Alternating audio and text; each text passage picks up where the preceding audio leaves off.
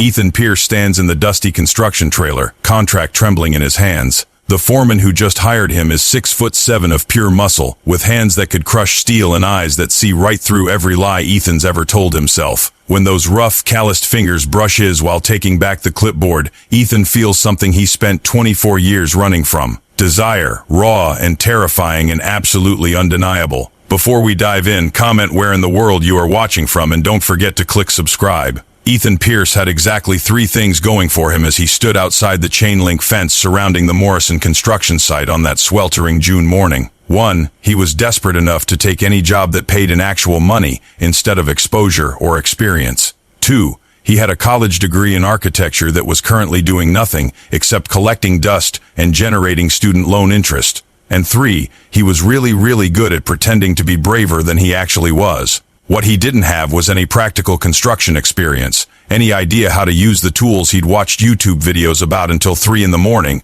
or any clue that walking onto this job site was about to completely destroy every carefully constructed wall he'd spent his entire adult life building around his heart. The site was chaos in the best possible way. The skeleton of what would eventually be a mixed-use development rose against the cloudless sky, all raw steel and exposed concrete, and the promise of something substantial taking shape. Men moved with purposeful efficiency, their movements choreographed by years of experience and an unspoken language of nods and hand signals.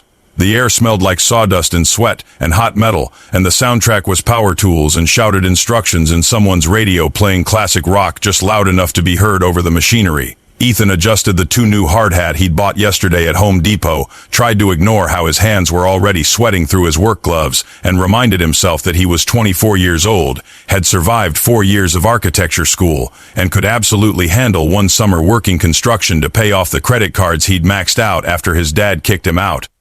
The fact that his dad had kicked him out specifically because Ethan had finally, after years of hiding and pretending and hating himself, admitted that he was gay, well, that was just one more reason to prove he could make it on his own.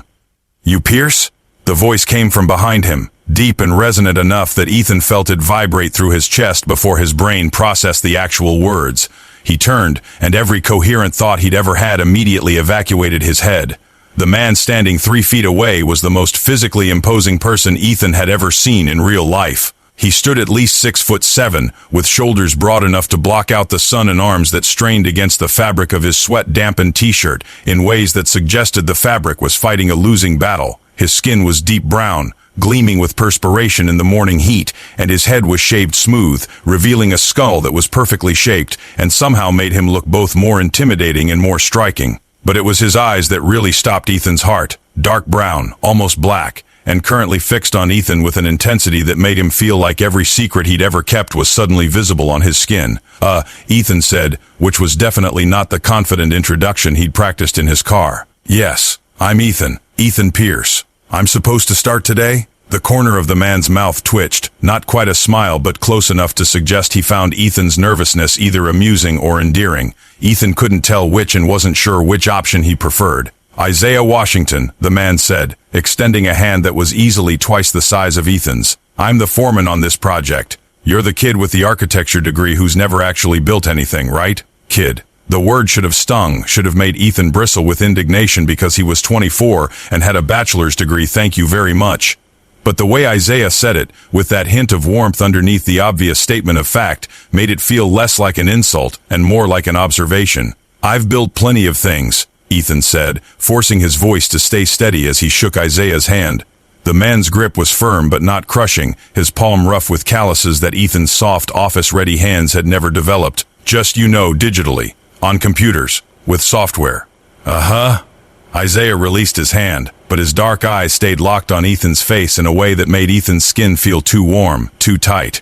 "And now you want to learn how to build things in the real world, where gravity exists and materials have weight, and nothing is as simple as clicking undo when you make a mistake." "That's the idea," Ethan agreed, trying to sound more confident than he felt. "I want to understand how buildings actually go together, the practical side, not just the theoretical." It wasn't entirely a lie. Ethan did want to understand construction better, had always been frustrated by the disconnect between his beautiful renderings and the reality of what could actually be built. But the main reason he was here, the real reason, was that this job paid $15 an hour and didn't require him to pretend to be something he wasn't. Well, except for pretending he knew what he was doing.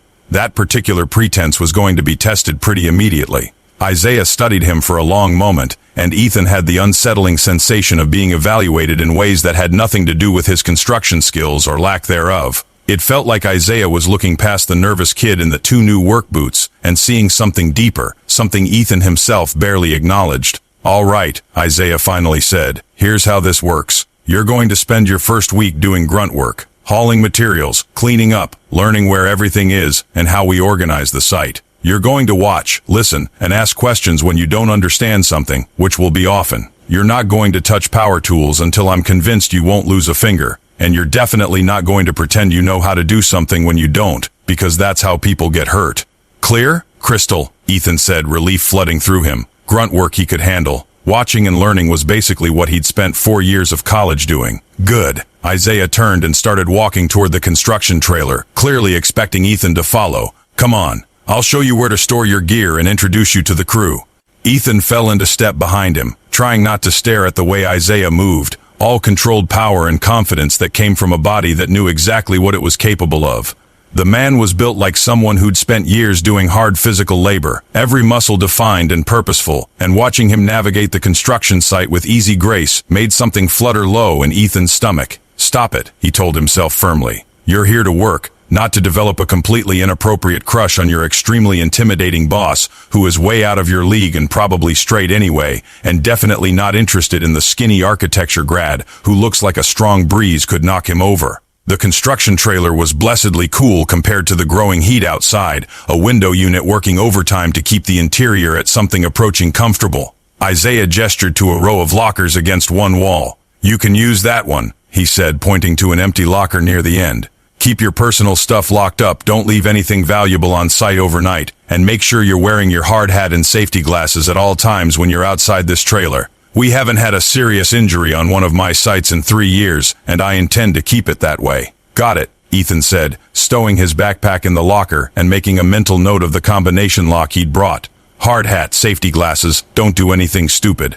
"That last one's going to be the hardest part," Isaiah said, and this time there was definitely amusement in his voice. "Come on, let's get you introduced to the guys who'll actually be showing you what to do." The crew was exactly what Ethan had expected from watching construction documentaries on YouTube, a mix of ages and backgrounds united by their obvious competence and the easy camaraderie that came from working together every day.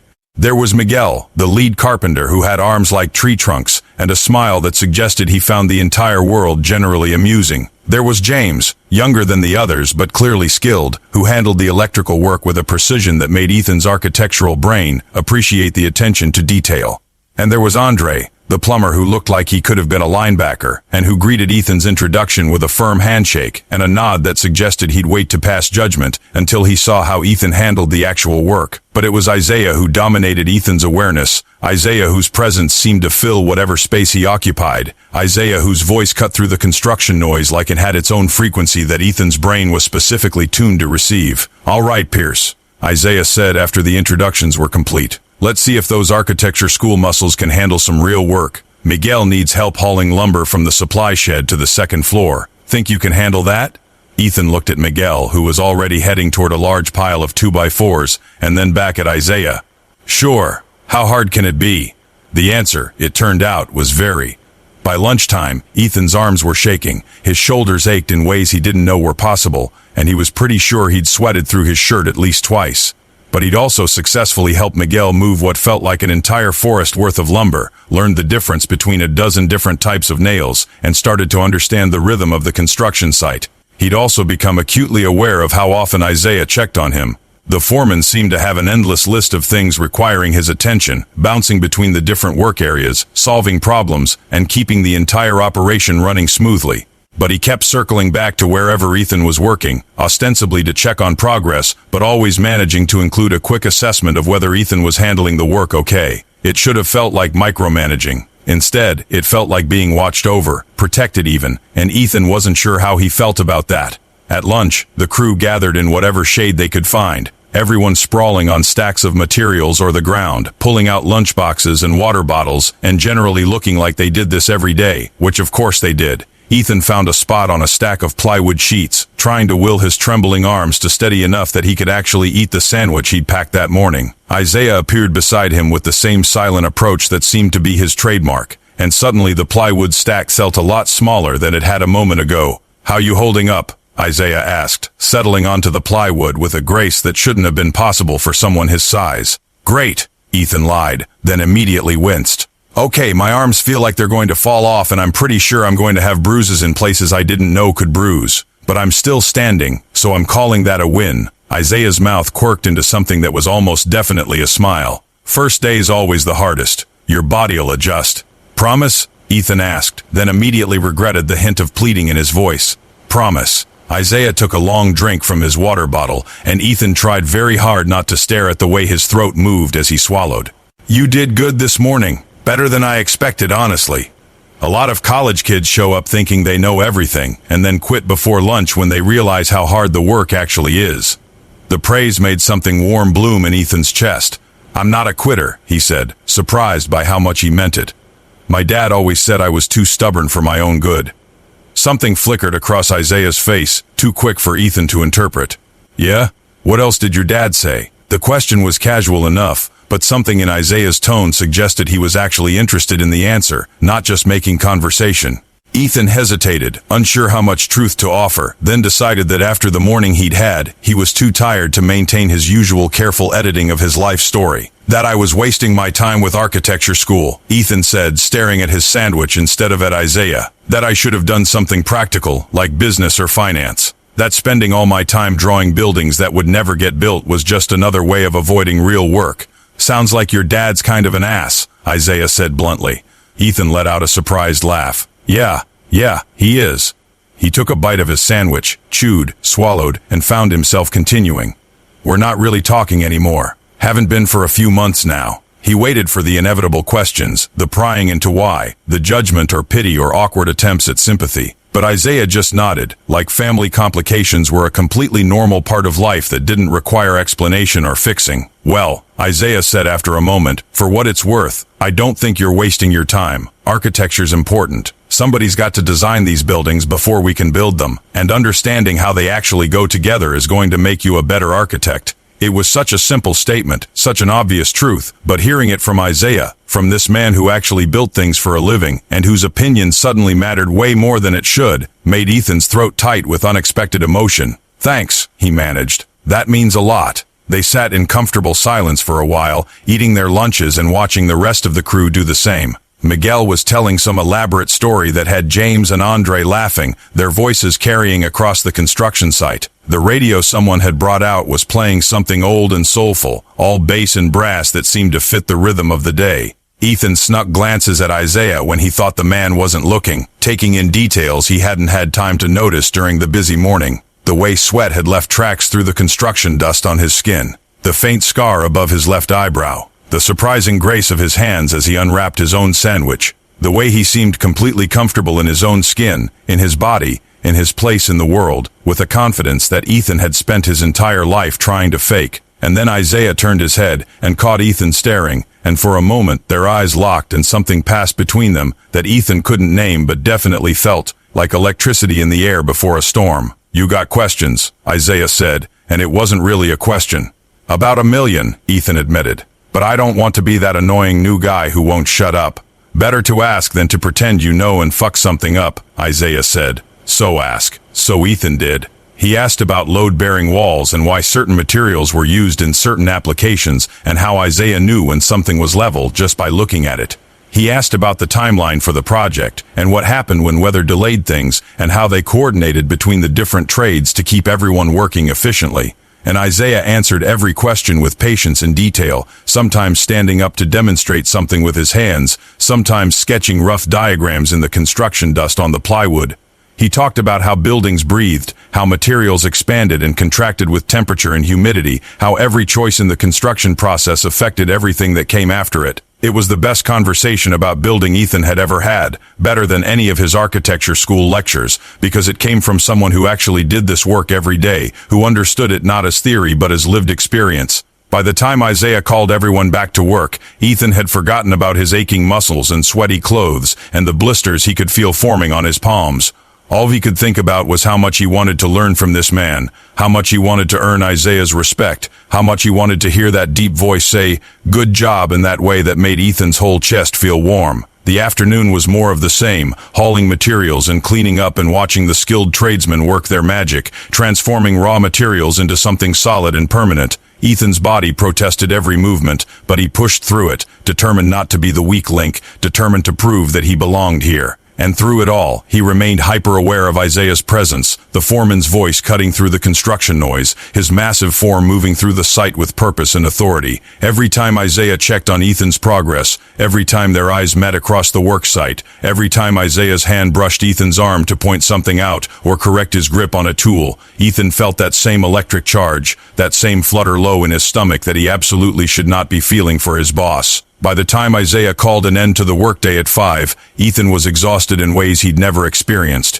His whole body one giant ache, his hands throbbing inside his gloves, his clothes stiff with dried sweat and construction dust. But he'd made it through day 1, had proven to himself, and hopefully to Isaiah, that he could handle this. "Pierce," Isaiah called as Ethan was heading toward the trailer to grab his backpack. "Hold up a minute." Ethan's stomach clenched with nerves. Was Isaiah about to tell him he wasn't cut out for this? That he should probably look for work somewhere that didn't require actual physical labor? But when Isaiah approached, his expression was neutral, assessing rather than disappointed. "You did good today," he said. "Real good, actually. Lot of first days don't make it to 5 o'clock. The praise made Ethan's fatigue feel suddenly worth it. "Thanks. I'll be honest, there were a couple moments where I wasn't sure I'd make it either. But you did." Isaiah crossed his arms, which did extremely distracting things to his already impressive biceps. "You planning on coming back tomorrow?" "Absolutely," Ethan said, meaning it completely despite every muscle in his body screaming in protest. Something that might have been approval flickered across Isaiah's face. "Good. Get some rest tonight. Take a hot shower, stretch out, maybe ice your shoulders. It's going to hurt worse tomorrow before it starts getting better." "Looking forward to it," Ethan said dryly, making Isaiah's mouth quirk into that almost smile again. "There's one more thing," Isaiah said, and his tone shifted slightly, became more careful. "I noticed you don't have a car. You walked here this morning, right?" Ethan felt heat creep up his neck, embarrassed to admit another way he didn't quite fit in with the rest of the crew. "Yeah, I live about 2 miles away. It's not a bad walk." "In this heat?" Isaiah shook his head. "And you'll be even more sore tomorrow. I can give you a ride home if you want." The offer surprised Ethan enough that he almost refused automatically, some ingrained instinct about not inconveniencing people, about not asking for or accepting help. But he was exhausted, and his feet hurt, and the thought of walking 2 miles in the growing heat was genuinely unappealing. "If it's not out of your way," Ethan said hesitantly. "It's not."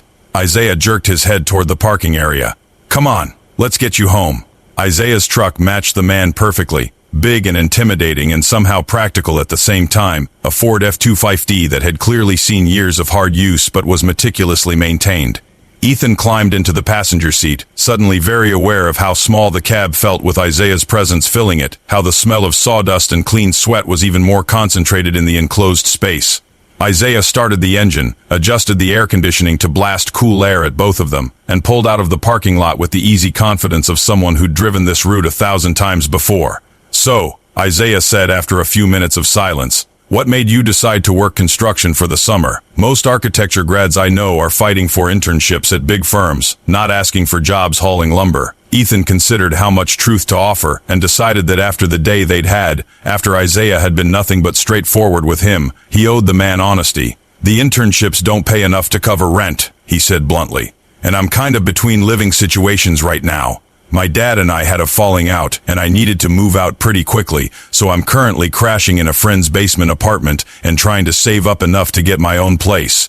This job pays better than working retail, and I figured I'd actually learn something useful while I was at it." Isaiah was quiet for a moment, and Ethan couldn't quite read his expression. "That why you're not talking to your dad? The falling out?" "Yeah."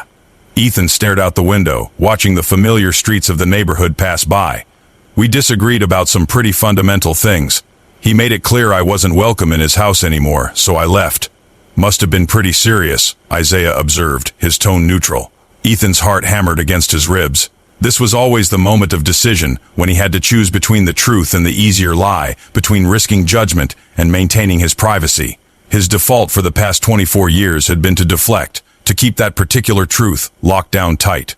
But something about Isaiah, about the way he'd treated Ethan all day with respect and patience, about the careful way he asked questions without pushing, made Ethan want to be honest. "He found out I'm gay," Ethan said quietly, and then braced himself for the reaction, for the shift in energy, for the sudden uncomfortable distance that usually followed that admission. But Isaiah just nodded, his hands steady on the wheel, his expression unchanged. "And I'm guessing he didn't take that well." "That's putting it mildly," Ethan said, relief flooding through him at the casual acceptance in Isaiah's voice.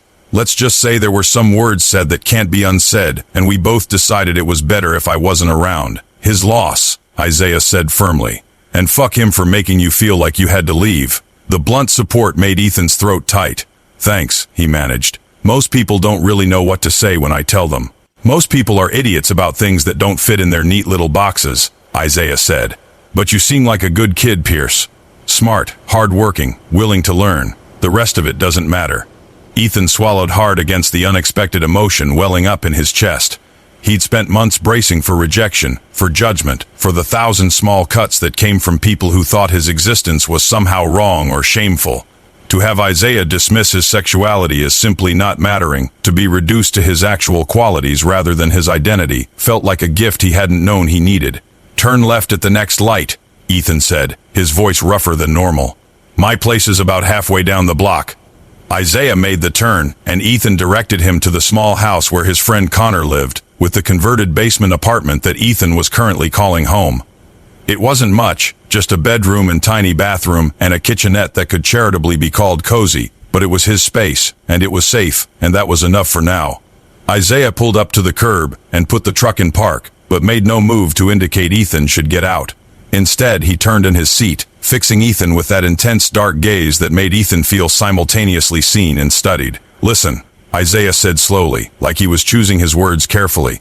"I'm going to say something that might be overstepping, and you can tell me to mind my own business if you want. But I've been doing this job for a long time, and I've seen a lot of people come through my sites, and I'm usually pretty good at reading people." Ethan's heart kicked into a higher gear, but he nodded. "Okay. You're running from something," Isaiah said bluntly. "Maybe it's just your dad and the situation at home, but I get the feeling it's more than that. You've got this look about you like you're trying to prove something to yourself, like you're carrying around a weight that's bigger than you want to admit." Ethan's first instinct was to deny it, to deflect with a joke or a dismissive comment, but Isaiah's eyes were too knowing, too kind, and Ethan was too tired to maintain his usual defenses. "Maybe I am," he admitted quietly. "Maybe I'm trying to prove that I can handle hard work, that I'm not as soft or useless as my dad always said I was. Maybe I'm trying to figure out who I actually am when I'm not pretending to be what everyone expects." Isaiah nodded slowly, like Ethan had confirmed something he'd already suspected. "That's fair. But here's the thing, Pierce. You don't have to prove anything to me or anyone else on that site. Show up, do the work, be honest when you don't know something, and that's enough.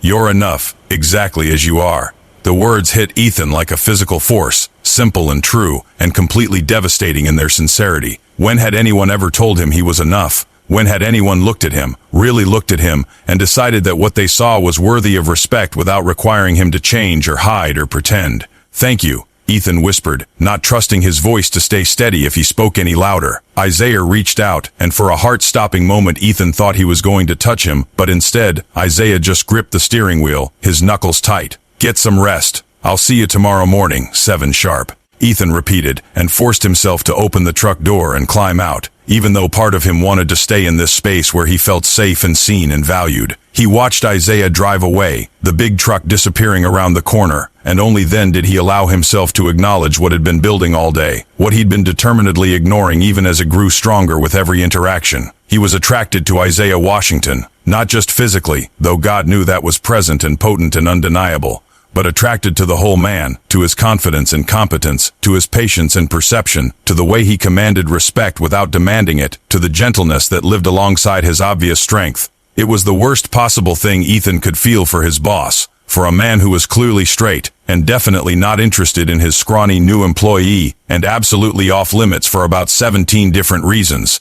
But standing there on the sidewalk, his body aching and his clothes filthy and his heart beating faster than it should, Ethan couldn't deny the truth. He was in trouble. The kind of trouble that felt both terrifying and thrilling. The kind that suggested this summer was going to be about learning a lot more than just construction techniques. And as he made his way down to his basement apartment, every step sending protests from his overworked muscles, Ethan couldn't help but wonder if Isaiah had felt even a fraction of what Ethan had felt in that truck, if there had been anything behind those carefully neutral expressions, if the way Isaiah looked at him meant anything more than a foreman checking on his newest and most inexperienced worker. Probably not, Ethan told himself firmly as he stripped off his work clothes and stepped into the shower, letting hot water pound against his aching shoulders.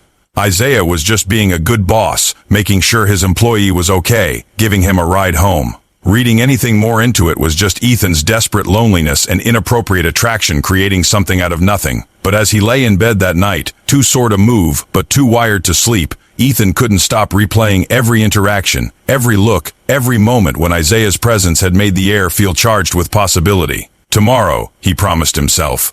Tomorrow he'd focus on the work, on learning and proving himself and staying professional. Tomorrow he'd remember that Isaiah was his boss and that crushing on him was the definition of a bad idea.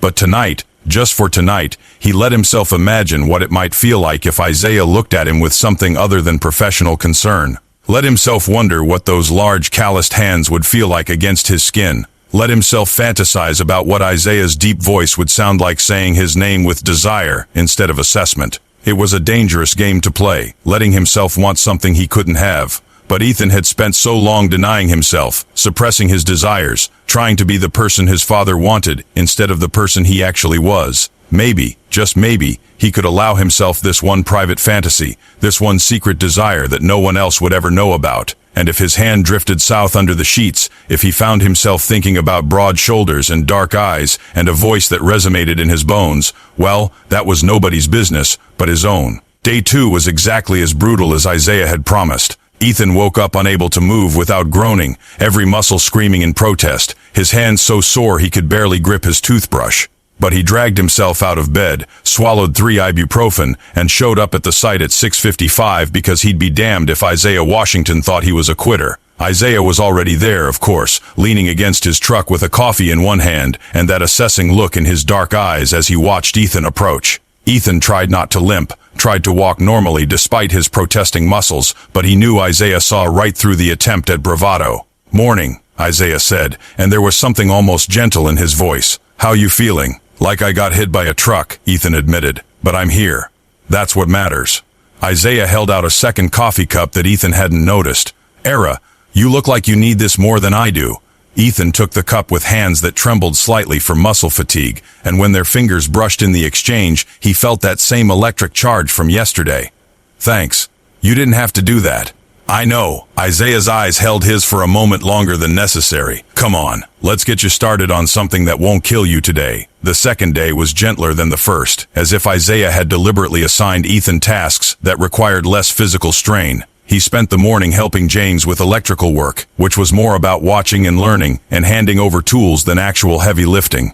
James was patient and methodical, explaining everything he did and why, and Ethan soaked up the information like he'd been dying of thirst. But even while working with James, Ethan remained hyper-aware of Isaiah's presence on the site. The foreman seemed to be everywhere at once, his deep voice carrying across the construction noise, his massive form moving between work areas with purposeful efficiency. And every time Ethan looked up, it seemed like Isaiah was looking back, those dark eyes finding him across the distance before returning to whatever task was at hand. By the third day, Ethan's body had started to adjust. The soreness was still there but manageable, and he was learning the rhythms of the site, the unspoken rules and patterns that governed how the work flowed. He was learning to read the crew signals, to anticipate what tools would be needed next, to understand when to ask questions and when to simply watch and absorb. He was also learning that his attraction to Isaiah wasn't fading. If anything, it was getting stronger, fed by every interaction, every moment of competent instruction, every time Isaiah's hand steadied him or corrected his grip on a tool. Ethan found himself cataloging details obsessively. The way sweat made Isaiah's skin gleam in the afternoon sun, the flex of muscle when he lifted materials that would have required 3 normal men, the rare smile that transformed his usually serious face into something devastating, the patient tone he used when explaining something to Ethan, like teaching him mattered. It was torture and bliss in equal measure, being this close to someone he wanted so badly, while knowing nothing could ever happen. Isaiah was his boss, first of all, and probably straight, second of all, and definitely not interested in his scrawny, inexperienced employee, third of all. But that didn't stop Ethan's heart from racing every time Isaiah approached, didn't stop the fantasies that invaded his thoughts at the worst possible moments, didn't stop him from lying awake at night, imagining what it would feel like to be touched by those large, capable hands. By Friday of his first week, something had shifted on the site. The crew had accepted Ethan as a legitimate member of the team rather than dead weight, greeting him in the mornings and including him in their lunch conversations. Miguel had started calling him college, but with affection rather than mockery. James had begun trusting him with actual tasks instead of just observation. Even Andre had cracked a smile when Ethan successfully managed to help him wrestle a particularly stubborn pipe into place. But it was Isaiah's approval that Ethan craved most, and he found himself working harder than he ever had in his life just to earn those rare moments of praise, those small nods of satisfaction, that hint of warmth in those dark eyes when Isaiah watched him complete a task correctly. "You're a natural at this," Isaiah said Friday afternoon, as Ethan finished securing a load of materials they'd just received. "Your architecture training gives you an eye for how things fit together that most people take years to develop." The praise made Ethan's chest warm. "Thanks. It's starting to make sense, how the drawings translate to actual building. I never really understood before how much skill goes into making all these pieces work together." "That's because you're paying attention," Isaiah said. He was standing close enough that Ethan could smell the clean scent of his sweat, could see the fine grain of sawdust caught in the fabric of his shirt. "A lot of people just go through the motions, but you're actually learning. That matters." Their eyes met and held, and for a moment the construction noise seemed to fade away, leaving just the two of them in a bubble of charged silence. Ethan's heart hammered against his ribs. Isaiah's expression was unreadable but intense, like he was trying to solve a particularly complex problem. "Isaiah," Ethan started, not sure what he was going to say but feeling like something needed to be said, some acknowledgement of this thing building between them. "Boss," Miguel called from across the site, shattering the moment. "We got a problem with the framing on the 3rd floor." Isaiah's jaw tightened, and he took a step back, the professional mask sliding back into place. "Be right there." He looked at Ethan one more time, something complicated in his expression. "Good work today, Pierce. Have a good weekend." Then he was gone, striding toward Miguel with his usual purposeful gait, and Ethan was left standing there with his heart still racing and his skin still tingling from the proximity. The weekend passed slowly. Ethan spent Saturday sleeping and recovering, his body finally starting to feel normal again. Sunday he met up with Connor, his friend whose basement he was renting, and tried very hard not to spend the entire time talking about his extremely inappropriate crush on his extremely intimidating boss. He mostly succeeded, but Connor knew him too well. "You've got that look," Connor said over beers at their favorite dive bar Sunday evening. "What look?" Ethan asked, knowing exactly what look Connor meant. "That I'm falling for someone I shouldn't be falling for look," Connor grinned. "So who is he?" Ethan sighed and took a long drink before answering. "My boss." "The construction foreman?" Connor's eyebrows shot up. "The huge guy you mentioned? Isaiah?" "Yeah." Ethan stared at his beer. "I know it's stupid. I know nothing can happen. I know I'm just setting myself up for disappointment. But Connor, he's incredible. Not just physically, though God yes. Physically he's like something out of a fantasy. But he's patient and smart, and he actually sees me, you know? Like really sees me, not just the nervous kid fumbling through his first real job." "Does he know you're gay?" Connor asked carefully. "Yeah, I told him first week. He didn't even blink, just said it didn't matter and moved on. It was the most casual acceptance I've ever gotten from someone." Connor studied him thoughtfully. "And you think he's straight? I assume so? I mean, he's never said anything, but most guys are, and it's not like I can just ask my boss about his sexual orientation without making things incredibly awkward. But you're not sure," Connor pressed. Ethan thought about it, about all the loaded looks and charged moments, about the way Isaiah's hand would linger on his shoulder a fraction too long, about the careful way Isaiah watched him when he thought Ethan wasn't looking. "I'm not sure," he admitted quietly. But even if he wasn't straight, even if there was any possibility he might be interested, he's still my boss. The power dynamic makes it complicated at best and completely inappropriate at worst. Or, Connor said slowly, it means you both have to be very sure before anything happens, and you both have to be adults about it. You're not a teenager, Ethan. You're 24, you're capable of making your own decisions, and if there's mutual interest between two consenting adults, the fact that one of them is technically your supervisor doesn't automatically make it wrong. You're just saying that because you think I need to get laid, Ethan said, making Connor laugh. I mean, you do, but that's not why I'm saying it. I'm saying it because I've watched you tie yourself in knots over what your dad thinks, over what society thinks, over what everyone else thinks you should do, and be, and want. And maybe, just maybe, it's time you gave yourself permission to actually pursue something you want, even if it's complicated. Ethan let those words settle, feeling their truth and their challenge. He'd spent so long denying himself, so long trying to be what everyone else needed him to be, that he'd almost forgotten how to identify what he actually wanted. But he knew what he wanted now. He wanted Isaiah, wanted to know what those hands felt like without the barrier of professional distance, wanted to hear that deep voice whisper his name with desire instead of instruction, wanted to be seen not just as the competent worker he was becoming, but as a man worthy of wanting. The question was whether he was brave enough to reach for it. Monday morning arrived too quickly and too slowly at once. Ethan showed up at 6:55 again, but this time Isaiah wasn't outside waiting. Miguel told him Isaiah had been called away to deal with a supplier issue and wouldn't be on site until after lunch. The morning felt strange without Isaiah's presence, like the construction site was missing its center of gravity.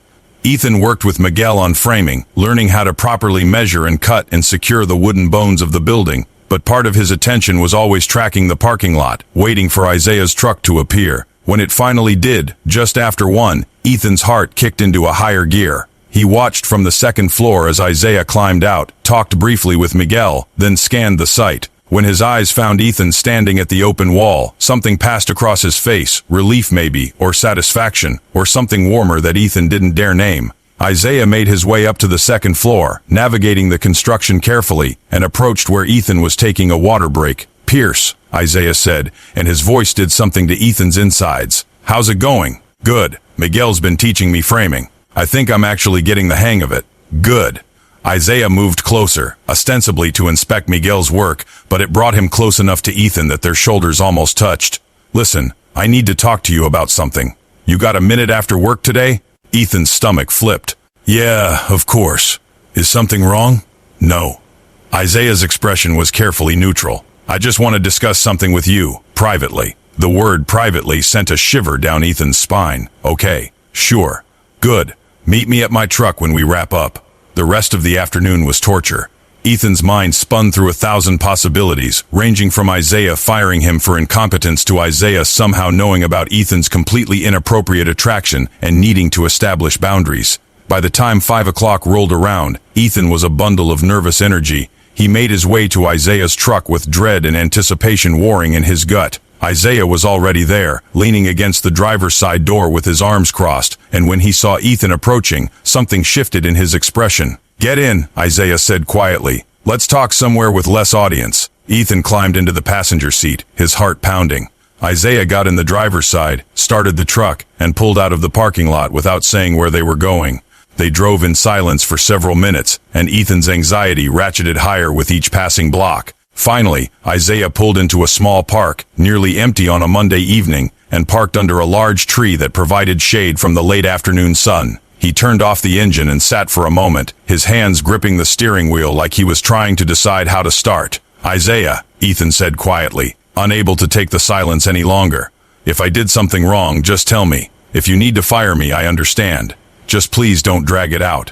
Isaiah turned to look at him, surprise clear on his face. "Fire you?" "Ethan, I'm not going to fire you. You're one of the best workers I've had in years. That's not what this is about." Relief flooded through Ethan, immediately followed by confusion.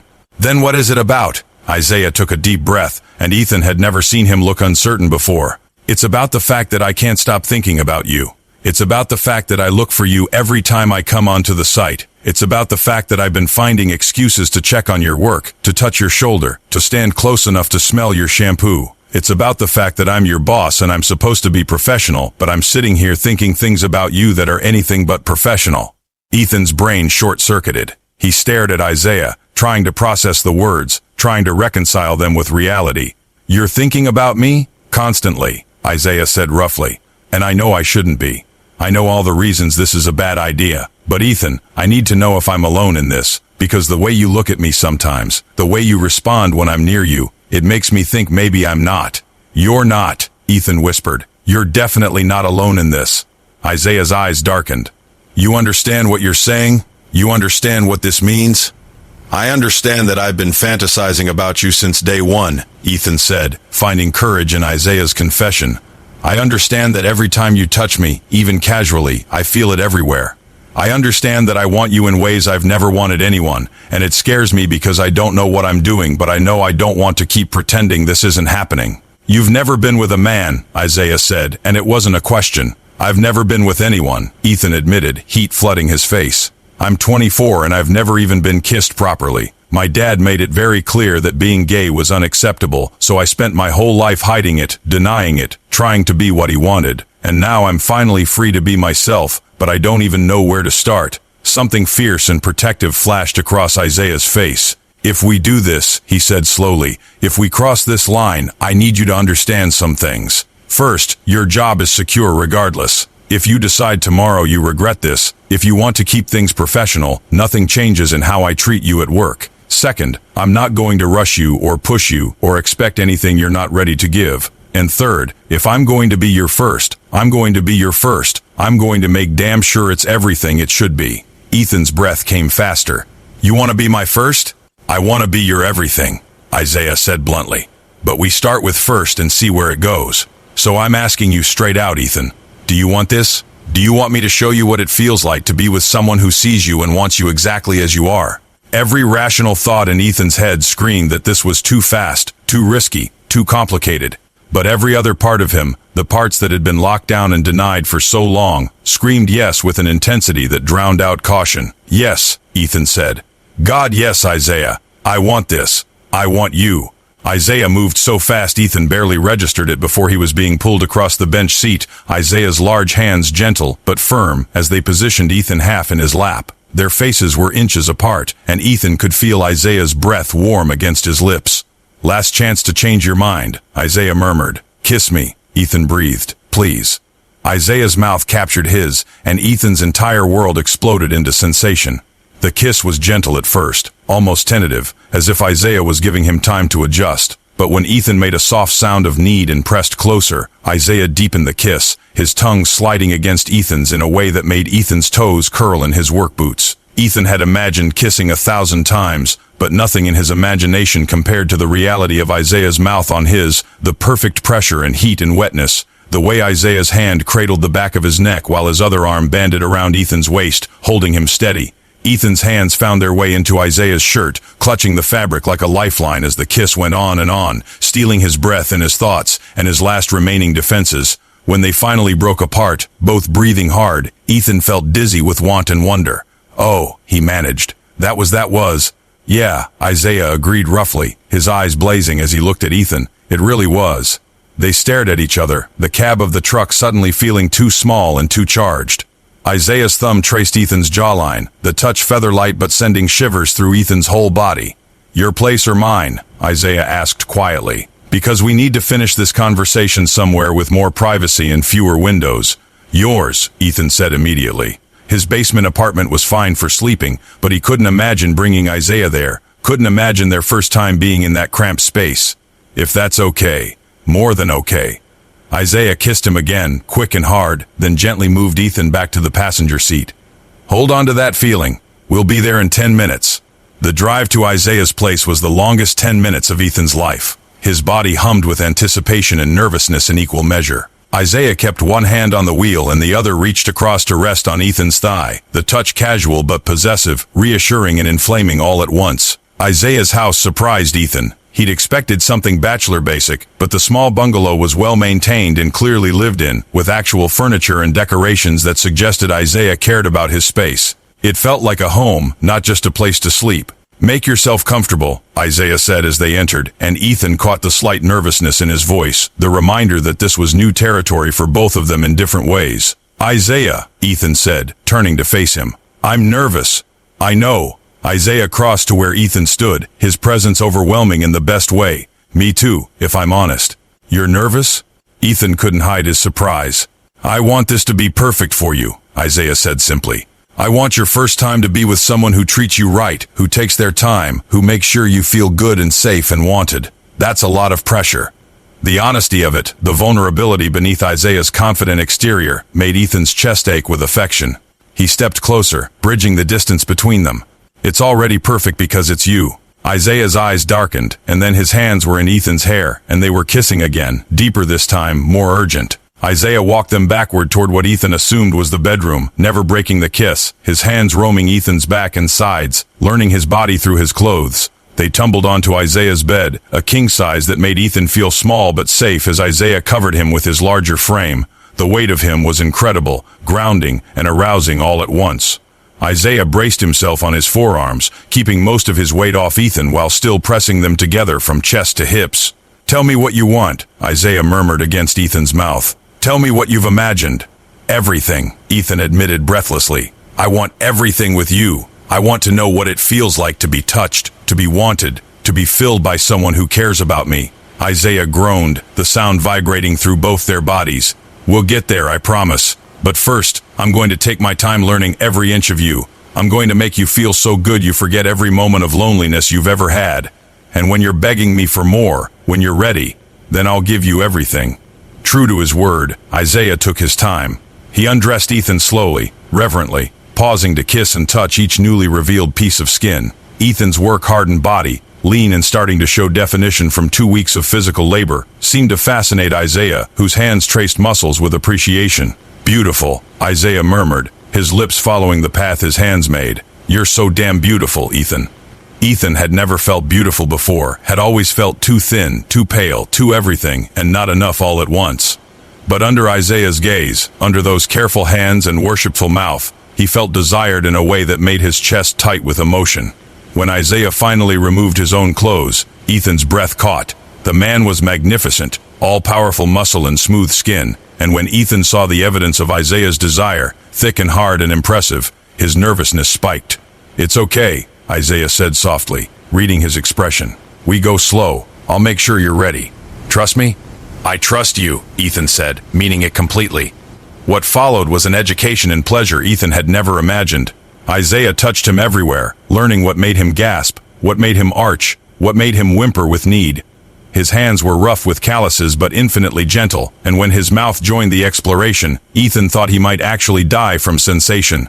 Isaiah paid special attention to preparing Ethan, his fingers patient and skilled as they stretched and readied him, always watching Ethan's face, always checking that he was okay, that it felt good, that he wanted more. And when Ethan was trembling with need, when he was begging Isaiah to please give him more, Isaiah finally positioned himself between Ethan's thighs. Look at me, Isaiah commanded softly, and Ethan's eyes locked onto his as Isaiah began to push forward. The stretch was intense, overwhelming, bordering on too much.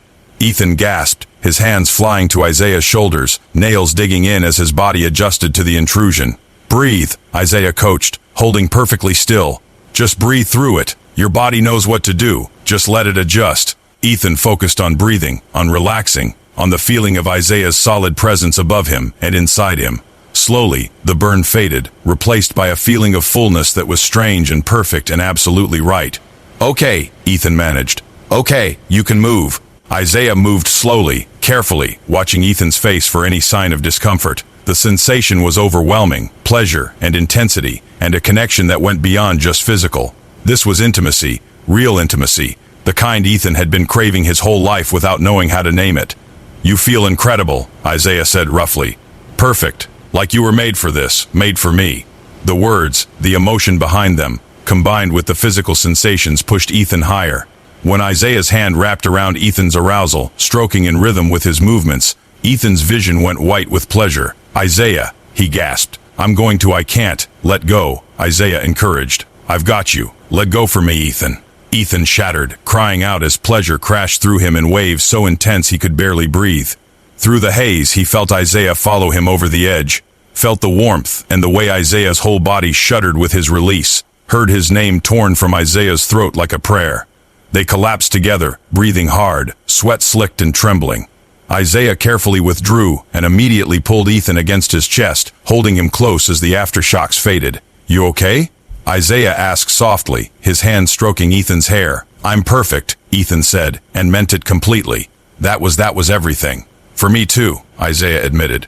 "Best first time I've ever been part of." They lay tangled together as evening faded to night, talking quietly about everything and nothing, learning each other in this new context.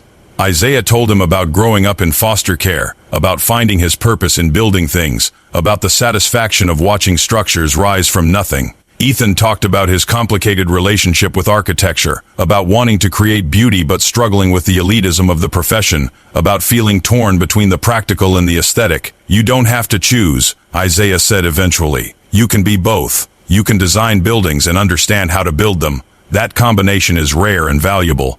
"Is that what you see when you look at me?" Ethan asked quietly. "Rare and valuable?" "I see someone brave enough to walk away from what wasn't working and start over," Isaiah said. "I see someone willing to do hard work to learn something new. I see someone who's been hurt but hasn't let it make him bitter." "Yeah, Ethan, I see someone rare and valuable." Ethan's eyes burned with unexpected tears. "I see someone who made me feel safe enough to want this, who saw past all my defenses and decided I was worth the effort, who gave me the best first time anyone could ask for." "This doesn't have to be just a first time," Isaiah said carefully. "If you want more, if you want to see where this goes beyond today, I'm willing to try. But it has to be what you want too." "I want everything with you," Ethan said firmly. "I want to keep learning construction and keep learning you. I want to build something real, not just buildings but this, whatever this is between us." Isaiah's smile was brilliant. "Then that's what we'll do. One day at a time, one choice at a time, building something that lasts." They made love again that night, slower and sweeter, and when Ethan finally fell asleep in Isaiah's arms, he felt more at home than he ever had in his father's house. More himself than he'd ever been while pretending to be straight, more complete than all his years of education and achievement had ever made him feel. The next morning, Isaiah drove Ethan home to change clothes before work, and if Miguel noticed them arriving together, he was smart enough not to comment. The crew accepted their foreman's new relationship with the same casual ease they'd accepted everything else, and life on the construction site continued its rhythm. But now Ethan had something beyond just work to look forward to. Now he had Isaiah's smile when their eyes met across the site, Isaiah's hand on his shoulder that meant more than just instruction, Isaiah's truck waiting for him at the end of each day to take them home together. 6 months later, Ethan moved out of Connor's basement and into Isaiah's house officially. He'd completed his summer construction work and decided to pursue a master's degree in sustainable architecture while working part-time for Isaiah's company. He was learning to design buildings that honored both beauty and buildability, working with his hands while training his mind, and discovering that he could be both the architect and the builder, both the dreamer and the doer. And every night, he fell asleep in Isaiah's arms, in a home they were building together, and felt grateful for the day he'd been desperate enough to take a job he wasn't qualified for, brave enough to admit what he wanted, and lucky enough to find a man who saw him completely and loved what he found.